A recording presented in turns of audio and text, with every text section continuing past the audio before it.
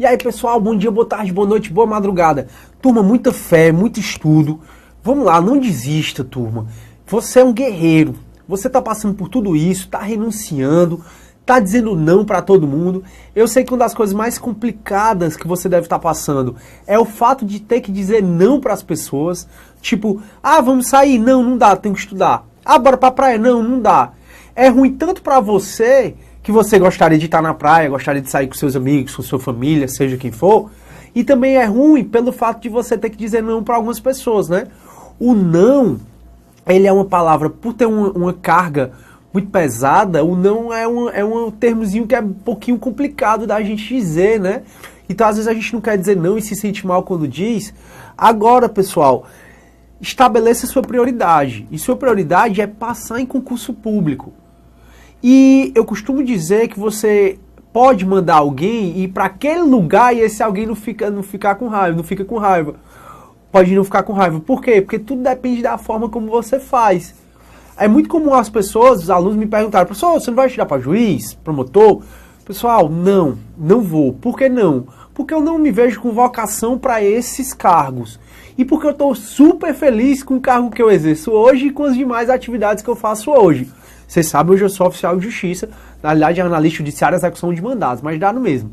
E aí o pessoal, interessante, professor, quer dizer que você se encontrou. Exatamente. É um cargo que eu tenho liberdade de horário, liberdade de escolha, é um cargo que é legal, que eu adoro fazer. Aí me pergunto: professor, e você não fica com medo, não? Olha, até hoje eu nunca passei por nenhuma situação onde pudesse me gerar medo.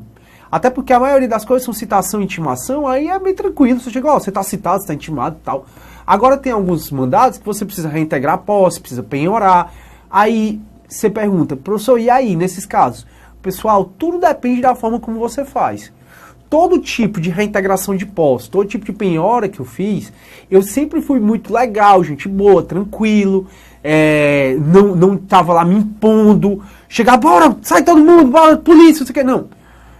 Então, o que é que eu quero dizer com isso? E cada vez mais eu aprendo na execução, no exercício do meu cargo. Eu aprendo, pessoal, que você pode fazer tudo que você quiser na sua vida. Agora, a forma como você faz conta bastante. Então, assim, você pode até mandar, meu lindo, vá para aquele lugar, né? Porque eu não posso falar em vídeo, mas vai, e a pessoa vai sair rindo de você.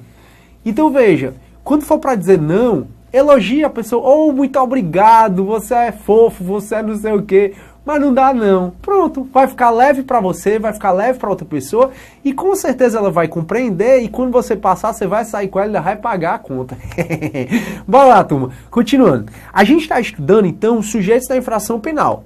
Vimos quem é o autor e vimos que, de acordo com a teoria adotada com o nosso Código Penal, que é a teoria restritiva de autor, o autor é aquele que pratica o núcleo da infração penal.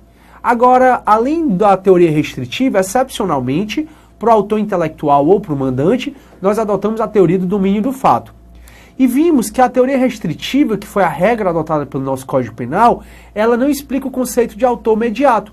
O autor mediato é aquele indivíduo que não pratica diretamente o núcleo da infração penal, mas se utiliza de um instrumento, de uma pessoa sem discernimento para praticar o crime.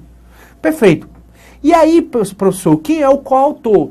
O coautor, como nós também já falamos, de acordo com a teoria restritiva, é a pluralidade de indivíduos praticando o núcleo do tipo penal. São duas pessoas furtando ao mesmo tempo, são duas pessoas roubando ao mesmo tempo, duas ou mais.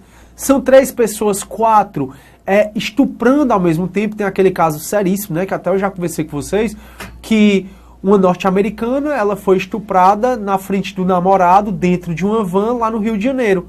E ela foi estuprada, salvo engano, foram por 6 pessoas, e o namorado vendo ela ser estuprada, e ele sendo torturado por um menor.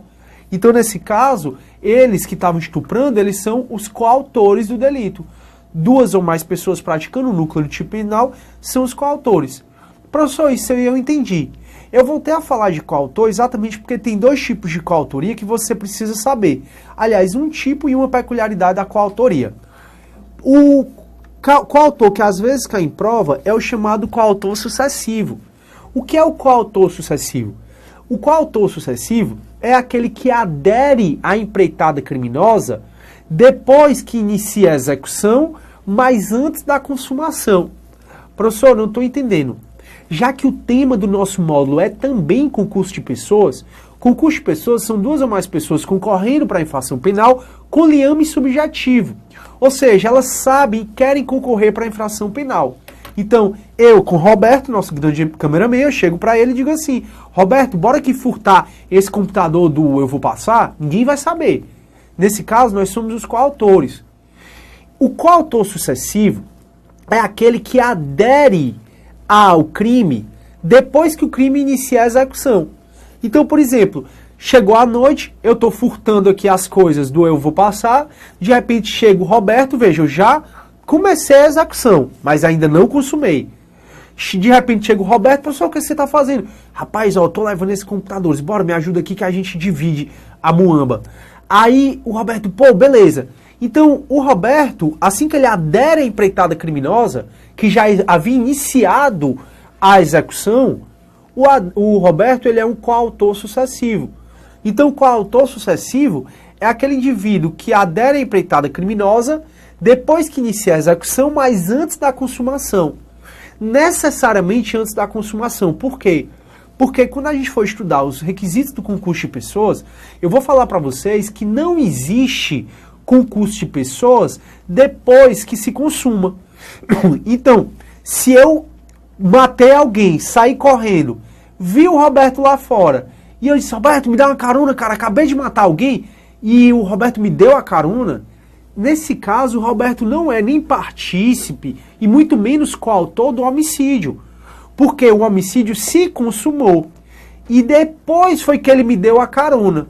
No máximo, o Roberto vai responder aí por favorecimento pessoal, que a gente vai estudar, que é um crime do 349, que é de você esconder a pessoa de ação de autoridade. Então veja, a gente só fala em concurso de pessoas se a adesão dos criminosos, se a adesão ocorrer antes da consumação. Por isso que o coautor sucessivo é aquele que adere à empreitada criminosa depois que ela já iniciou a execução, mas antes da consumação. Esse é o coautor sucessivo. E turma, a coautoria, ela é sim permitida no crime comum e no crime próprio, ou seja, crime comum, ela permite a coautoria. No crime comum, então ele permite a coautoria. Qual é o crime comum? O crime comum é aquele que não precisa de nenhum sujeitativo, não precisa de nenhuma qualidade nem característica especial. E no crime próprio, ele admite sim também a coautoria. Imagina dois funcionários públicos furtando computadores da repartição, se valendo da condição de funcionário público. Nesse caso, existe o crime de peculato em concurso de pessoas. Imagina dois policiais militares pedindo propina de um particular. Nesse caso, existe corrupção passiva por parte desses dois militares. Seria um caso de coautoria. Então, a coautoria ela é permitida tanto no crime comum como no crime próprio. A coautoria ela não é permitida no crime de mão própria. Lembra o que eu conceituei o crime de mão própria? Crime de mão própria é aquele crime em que não se admite coautoria, só se admite a participação. Por que o crime de mão própria não admite a coautoria? Porque o crime de mão própria, como o próprio nome está dizendo, é o próprio indivíduo, é a mão do próprio indivíduo que vai praticar o crime.